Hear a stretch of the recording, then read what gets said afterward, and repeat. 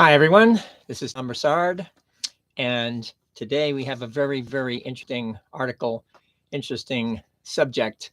A guy named Phineas Gage from Vermont. I'll say here the title is Neuroscience's Most Famous Patient, the American Crowbar Case. You'll get to understand why do you even call it that way. It turns out that this guy, Phineas, um, Phineas, always have a hard time with that word, Phineas Gage. This is in the 1800s. He was working for the railroad, blasting rock, so they could obviously create the railroads back then. And so he was born, so you understand, 1823, and he had this accident in 1848. So, and he was young. He was a foreman. He'd been doing this for a long, long time. And while doing what they do when they're blasting rock, they would drill these holes and then pack down blasting powder and then sand on top of that, and then light a fuse so it would blow up, but it would hit all the rocks and obviously would crack them up. In his case, in Phineas's case, the while in the process of doing that, and he had his gang with them right close by, and probably nobody could really tell exactly, but because they were using this big, long tamping rod to push stuff down in there and then put sand on top of it and other things so it would hold the explosion and braced into the rock. Apparently, he looked at his friends, and his iron rod must have touched the stone and created a spark, and that spark hit all the basically gunpowder, and it blew up with the rod down there and his face being over it as he was looking over here. And I'm going to have some pictures too. As a matter of fact, this is him, and and I have other pictures here I want to show you all, and you get to see exactly what happened, because that rod launched as if it was a gun into his face right here, went behind his left eye, and blew out the top of his brain. And as they say here, and I'll go through the article, quite amazing what happened, because the tamping rod ended up 80 feet away, just blew it off and took off.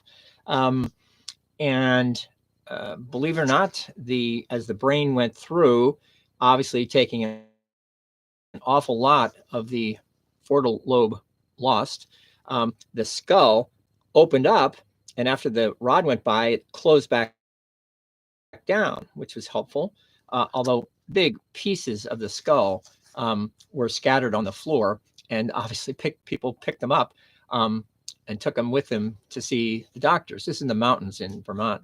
The amazing thing was that as he fell down, he got better within a minute or two and stood up.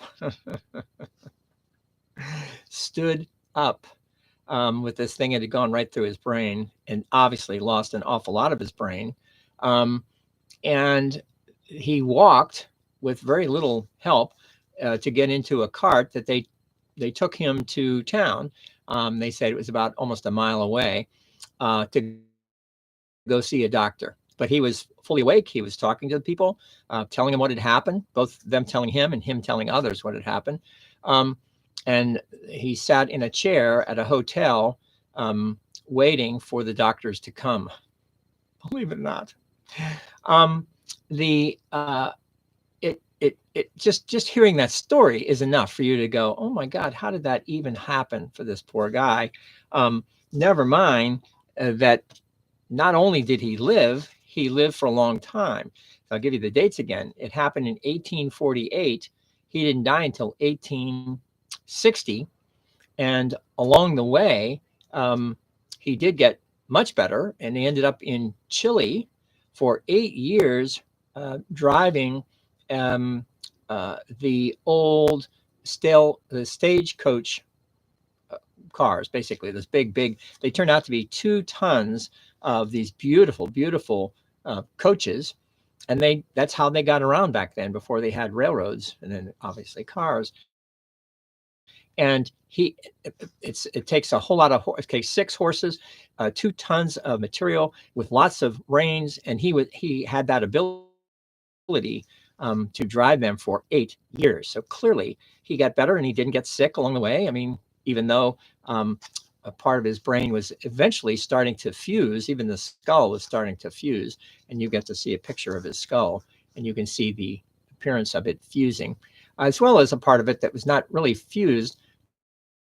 But he didn't get sick either in terms of any kind of infection, which is a huge component of how people get sick and die from, especially brain injury of one kind or another. So all of this continues to be quite a story to tell, because part of that is the fact that he did in fact get better.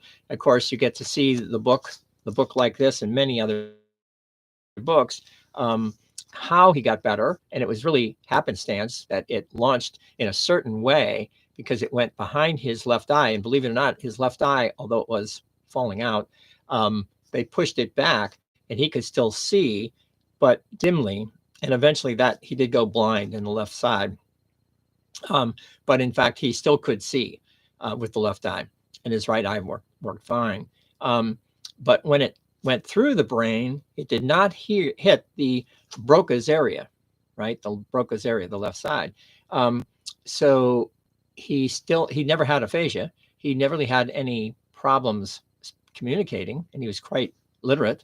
And when it went through the Broca's area, it missed that and blew out quite a bit of the frontal lobe, but it did not affect his speech, and he did not have aphasia.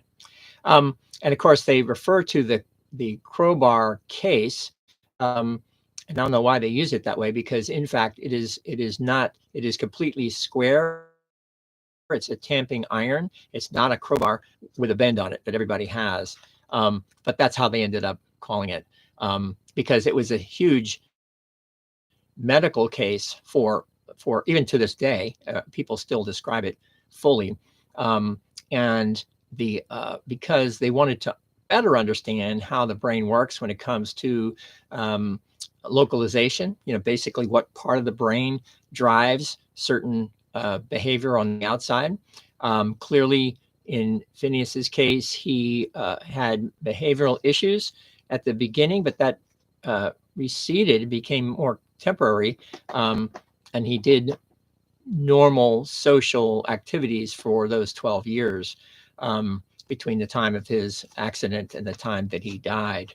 And he was in Chile for 8 years until he did start to get sick. Went home. By then his mom was still alive, had moved to San Francisco, and he got there, not by plane, by ship.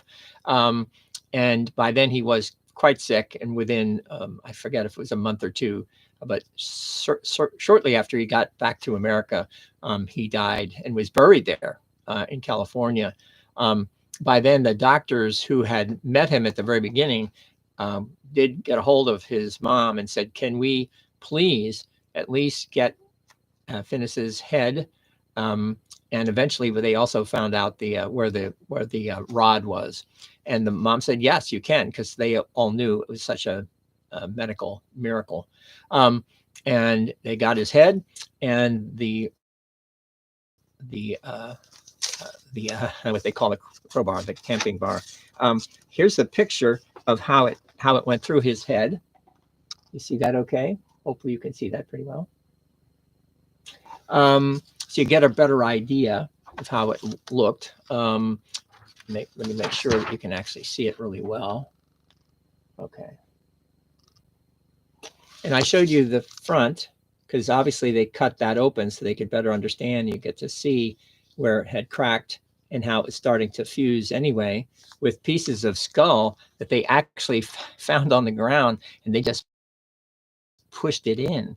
The doctor refers to the blast as a inverted funnel because it came through and blew out.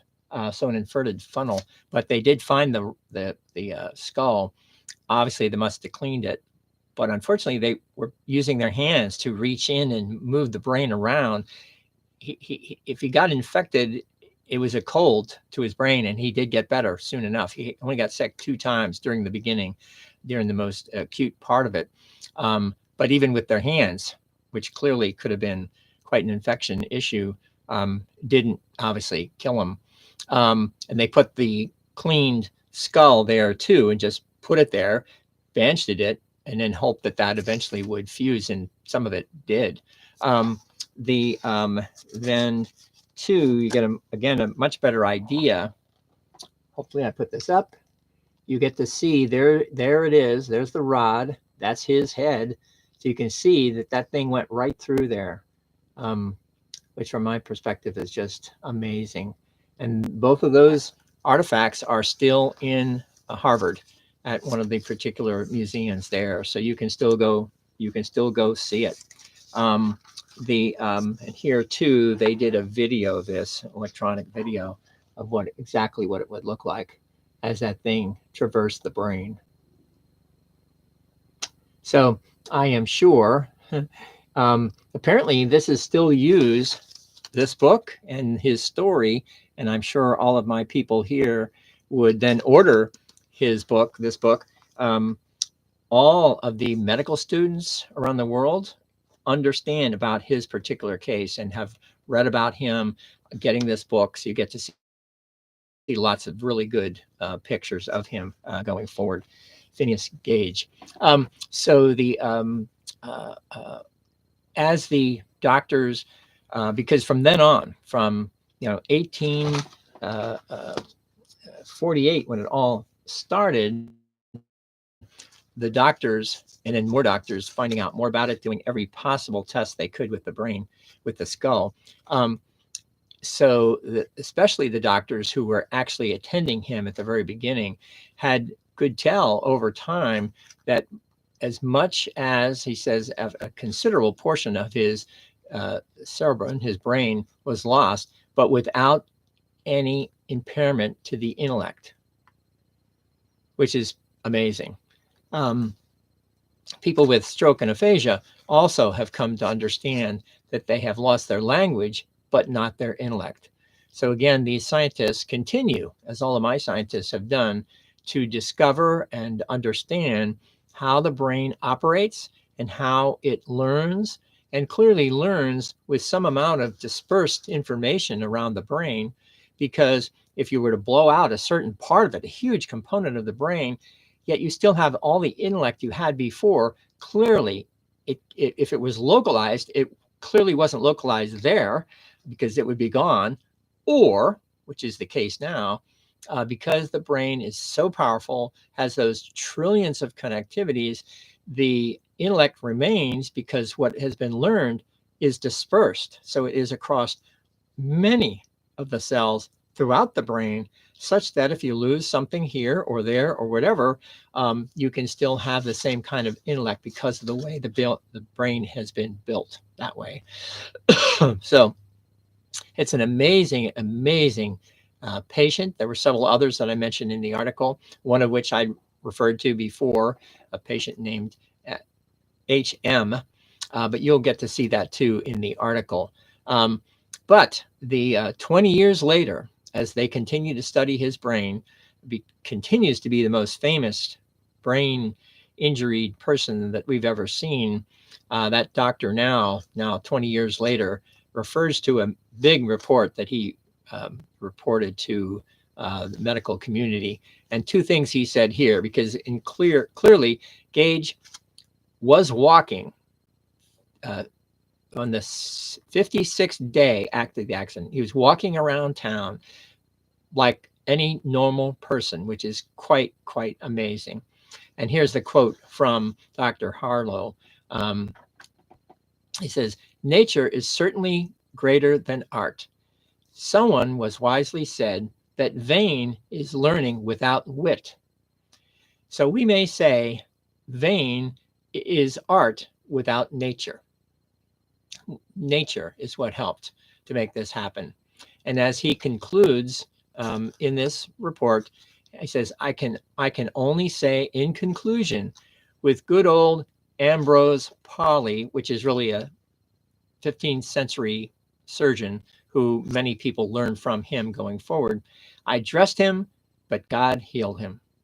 So the nature component of all of this. So this guy, I'll show it up again, Phineas Gage. I know I mispronounced his word at the beginning of the article, but Phineas Gage, quite a guy. If you get a better look at him, you get to see they said he was quite handsome. Even then, they said, yes, he was quite a handsome guy. To me, looks like Superman here. But he was quite something. And he continues to provide us with more information about how the brain works. As we come to the conclusion, we have one more after this, conclusion of the series of the scientists who all have a hand on the brain. Now, in his case, of course, these doctors really literally had their hands on his brain for all of us to better understand how the brain works, how plasticity works, and how learning works. Thanks again. This was a very, very interesting case, as it were. And hopefully you all will get to read this and really should get his book, this particular book about Phineas Gage. Quite a story to see. I also added a little video in the article, so you get to see a short video of, again, how the brain works, how it happened with Phineas, how the bar went through there. All right, take care of yourselves. One more article to do next week, and then we are done for the year, and I will take a vacation after that. All right, take care of yourselves. See you later. Bye-bye.